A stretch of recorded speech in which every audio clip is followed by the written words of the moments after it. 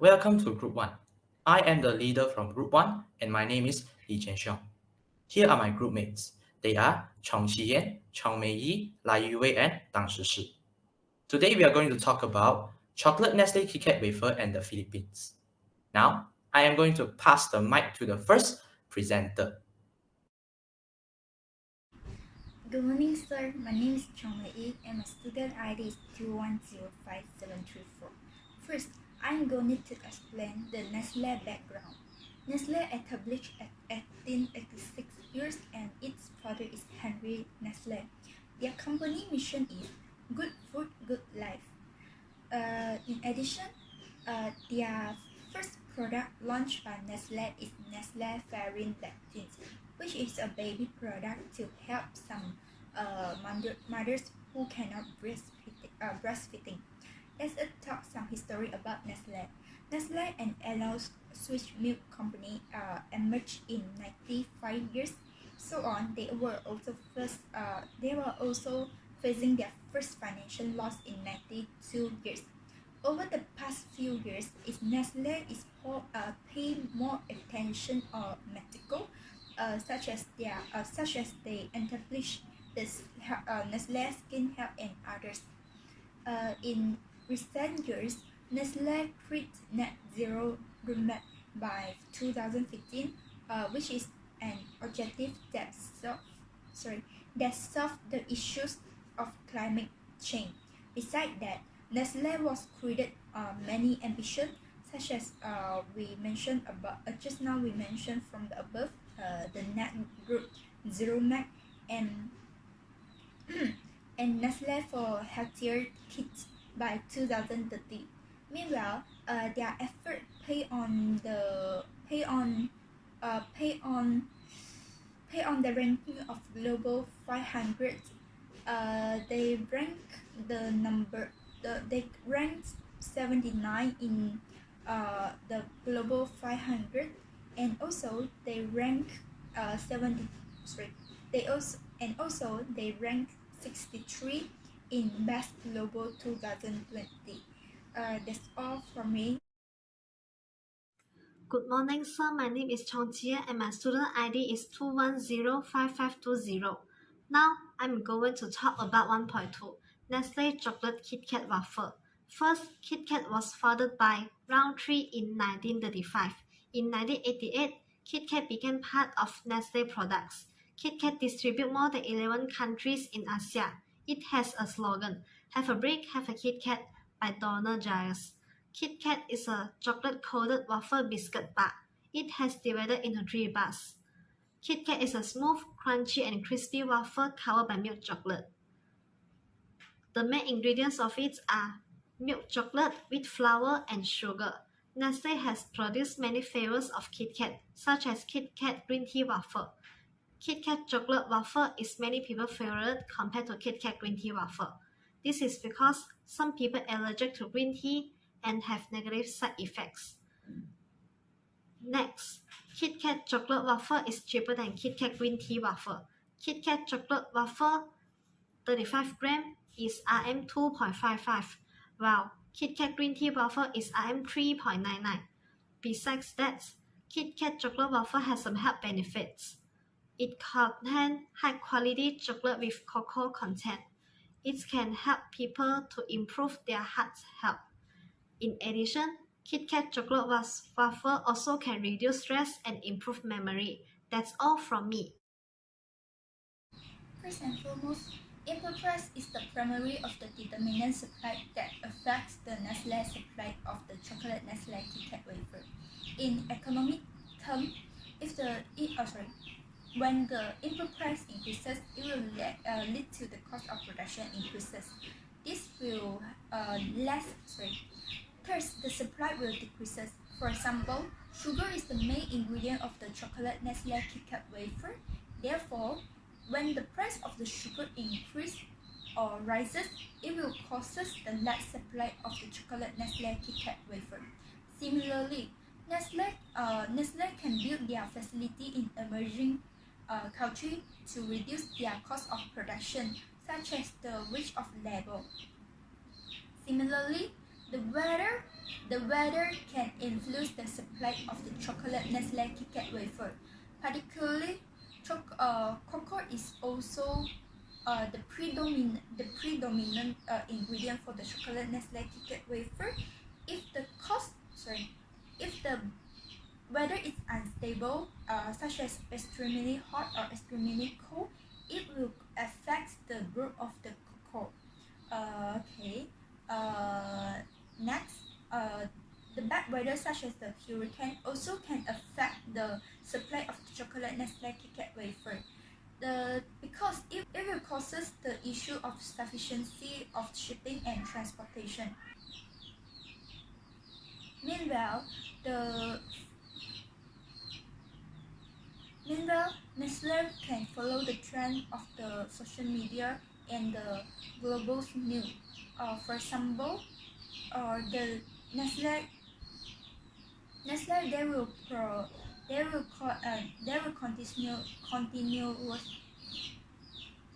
Nestle continuously advertise the product of their product, which is the chocolate Nestle KitKat wafer, on the social media or the newspaper.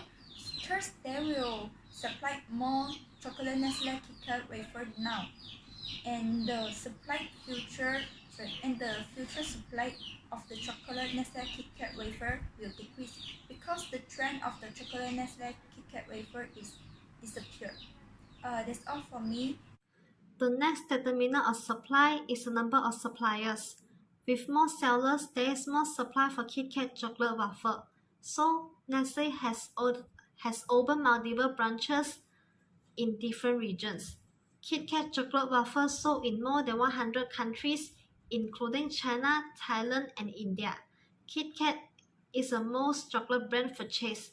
This shows a strong association for customers of buying chocolate with buying a KitKat. In addition, KitKat became a partner with Google in 2013. They built a co-branding named Android 4.4 KitKat. Android 4.4 KitKat is a version of Google operating system for smartphones and tablets.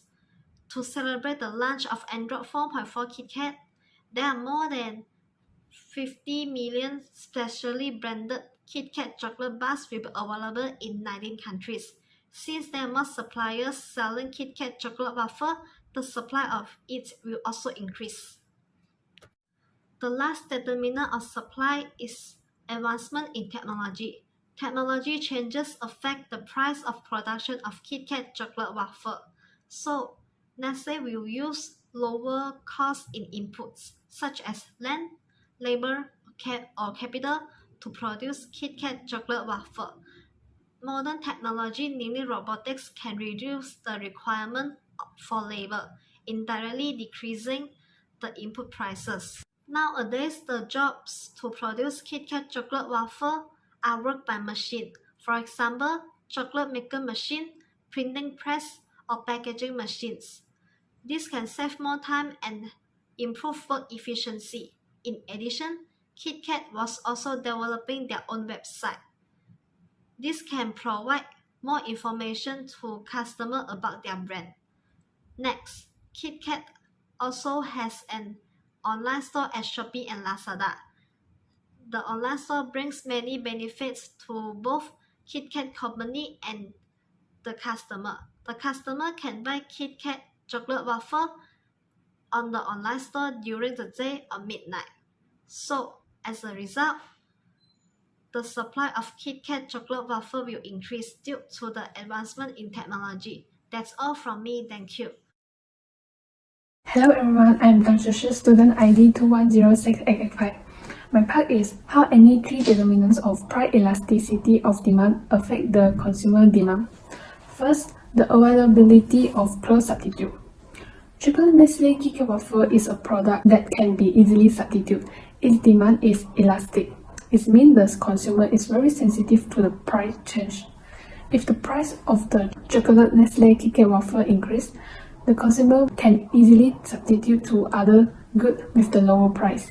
For example, chocolate Nestle KitKat wafer can be substituted by Cadbury, Kinder Bueno, or Hershey. The greater the price elasticity of demand, the good or services, the more substitute there are. Thus, if the price of the chocolate Nestle KitKat wafer increase, the quantity demand will decrease and the demand curve will change. Number 2 determinant is luxury versus necessity.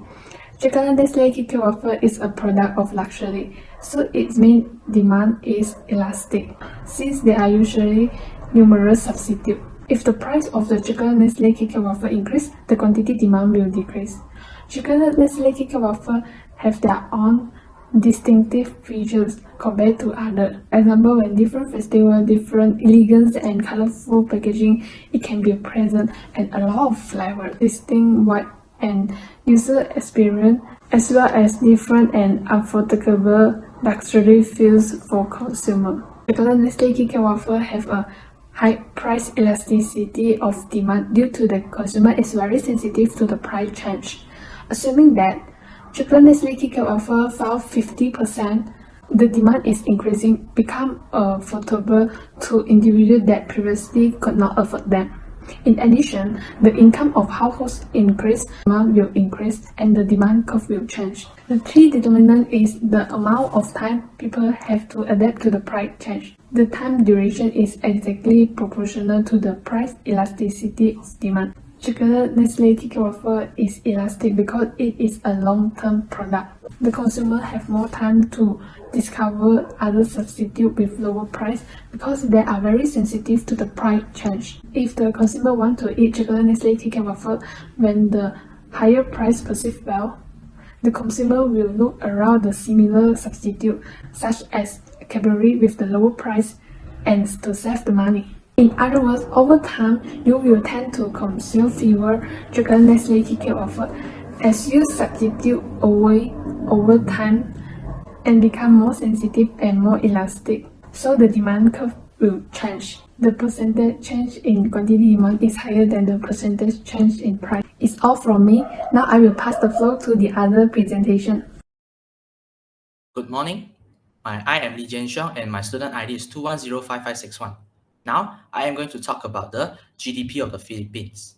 GDP, also known as the Gross Domestic Product, is a national income of a country.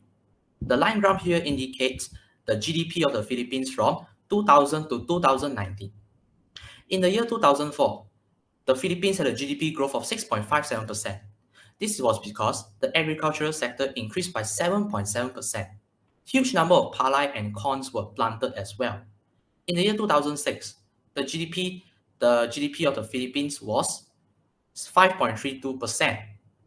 The manufacturing sector had the best development, followed by retail and wholesale sector, followed by eatery and the service sector. In 2007, the Philippines recorded a GDP growth of 6.52%. This was the highest GDP growth in 31 years. This was because 3.1 million tourists visited the Philippines, causing the tourism sector to develop rapidly. But in the year 2008 and 2009, the GDP growth of the Philippines were 4.34 and 1.45% respectively. This was due to the global financial crisis that affected all the countries in the world. This caused a major shrink in trading sector in the Philippines. As a result of this, unemployment rate increased and foreign exchange reserve also occurred due to fiscal deficit and weak tax effort by the government. In the year 2010, the Philippines had a GDP growth of 7.33%. This was the highest GDP growth in 35 years. Industrial sector made a major contribution to this outstanding increment, followed by the services sector, followed by agricultural, fishing and foresting sector, also known as AFF. In 2011, the GDP growth of Philippines was 3.86%. This was because the government could not control the Philippines economy, making the economy worsen. Not only that, extreme weather also affected the GDP growth of the Philippines, especially in the agricultural sector. Not only that, exports also declined 5.6% in the first 11 months. Electronics also had a low supply and low global demand as other countries faced disasters. For example, Thailand faced serious flood problems. In 2013, Philippines had a GDP growth of 7.2%, or the service sector grew 7.1%, and the Philippines became a country that had the most rapid economic development in Asia just before China. In 2017, the Philippines had a GDP growth of 6.9%. This was due to the healing in agriculture. Not only that, the industry sector also grew at the fourth quarter of 2017. In the year 2018, there was a slight slower growth of GDP, which was 6.34%. This was because there was a sharp rise in the inflation rate in the Philippines.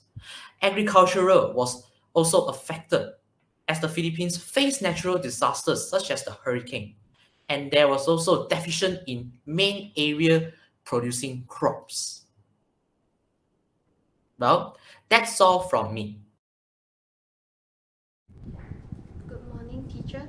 My name is Wafer and my student ID is 2105480.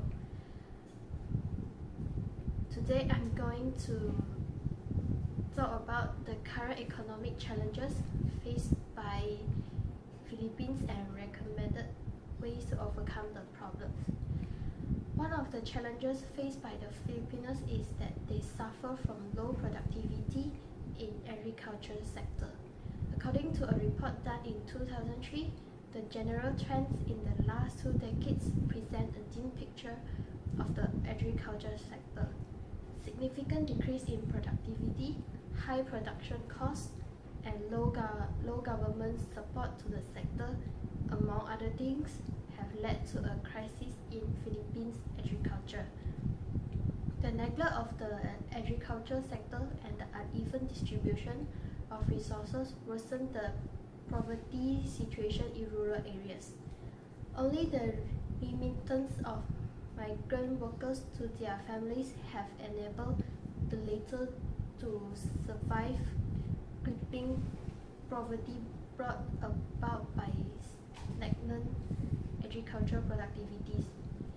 Stiff competition from cheaper food imports and periodic droughts and floods that devastated crops and livelihoods. The government needs to assist farmers to mechanize cultivating, planting, and harvesting processes. Besides that, the government should provide ease of transport of agriculture products as a subsidy for the farmers to reduce their expenditure on transports. Not only that, the advanced technologies could be used as well in the agriculture sectors such as artificial intelligence (AI), drones and robotics to increase production by determining the period by which the crops produce more, spraying the field to rid of pests and determine the planting season so that the harvest is unaffected by inclement weather. Red tapes and bureaucracy in government agencies responsible for agriculture should have been cut in order to increase the productivity of related authorities. The government is responsible for giving the farmers better media coverage and awareness. Well, that's all from us. Thank you for listening.